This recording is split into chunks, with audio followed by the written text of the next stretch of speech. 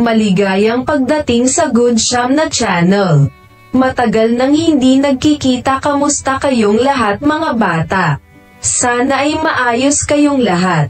Ngayon, sama-sama nating tangkilikin ang kwento bago matulog. Ang kwento para sa araw na ito ay ang tatlong bik noong unang panahon.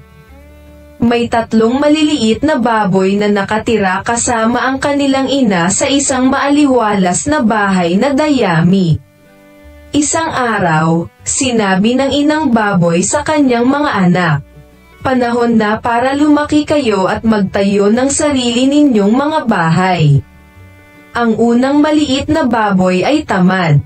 Hindi niya nais na gumugol ng maraming oras sa pagtatayo. Kaya mabilis niyang hinagis ang isang bahay na dayami. Ang pangalawang maliit na baboy ay medyo mas maingat. Naglaan siya ng oras at nagtayo ng bahay ng mga patpat. Ang ikatlong maliit na baboy ay ang pinakamatalino sa kanilang tatlo. Alam niyang mahalaga ang matibay na bahay, kaya naglaan siya ng oras at nagtayo ng bahay na gawa sa ladrilyo. Nang gabing iyon, dumating ang isang malaking masamang lobo. Siya huffed at puffed at hinaypan ang dayami bahay nang wala sa oras. Munting baboy, papasukin mo ako," sigaw ng lobo. Hindi, tili ng maliit na baboy. Ang lobo huffed at puffed mas malakas, at blew down ang stick bahay. Munting baboy, papasukin mo ako," sigaw ng lobo. Hindi, tili ng maliit na baboy. Ang lobo ay huffed at puffed sa abot ng kanyang makakaya, ngunit hindi niya maaaring pasabugin ang brick house. Munting baboy, papasukin mo ako," sigaw ng lobo. "Ligtas ako dito," natatawang sabi ng maliit na baboy. Sa sobrang galit ng lobo ay umakyat siya sa bubong at sinubukang bumaba sa chimenea. Ngunit ang maliit na baboy ay naglagay ng isang palayok ng kumukulong tubig sa apoy, at ang lobo ay nahulog sa isang hiyawan. Tumakas ang lobo, hindi na muling nakita. Isang mahalagang aral ang natutunan ng tatlong maliliit na baboy noong araw na iyon, ang pagsusumikap at tiyaga ay nagbunga. At ang pinakamatalinong maliit na baboy, na nagtayo ng bahay na ladrilyo, ay namuhay ng maligaya magpakailanman sa kanyang ligtas at matatag na tahanan.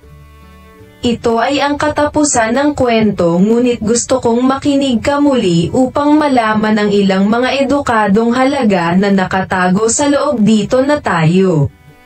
Noong unang panahon, may tatlong maliliit na baboy na nakatira kasama ang kanilang ina sa isang maaliwalas na bahay na dayami. Isang araw, sinabi ng inang baboy sa kanyang mga anak, "Panahon na para lumaki kayo at magtayo ng sarili ninyong mga bahay." Ang unang maliit na baboy ay tamad. Hindi niya nais na gumugol ng maraming oras sa pagtatayo. Kaya mabilis niyang hinagis ang isang bahay na dayami. Ang pangalawang maliit na baboy ay medyo mas maingat. Naglaan siya ng oras at nagtayo ng bahay ng mga patpat. Ang ikatlong maliit na baboy ay ang pinakamatalino sa kanilang tatlo. Alam niyang mahalaga ang matibay na bahay, kaya naglaan siya ng oras at nagtayo ng bahay na gawa sa ladrilyo. Nang gabing iyon, dumating ang isang malaking masamang lobo. Siya huffed at puffed at hinaypan ang dayami bahay nang wala sa oras. Munting baboy, papasukin mo ako," sigaw ng lobo. Hindi, tili ng maliit na baboy. Ang lobo huffed at puffed mas malakas, at blew down ang stick bahay. Munting baboy, papasukin mo ako," sigaw ng lobo. Hindi, tili ng maliit na baboy. Ang lobo ay huffed at puffed sa abot ng kanyang makakaya, ngunit hindi niya maaaring pasabugin ang brick house.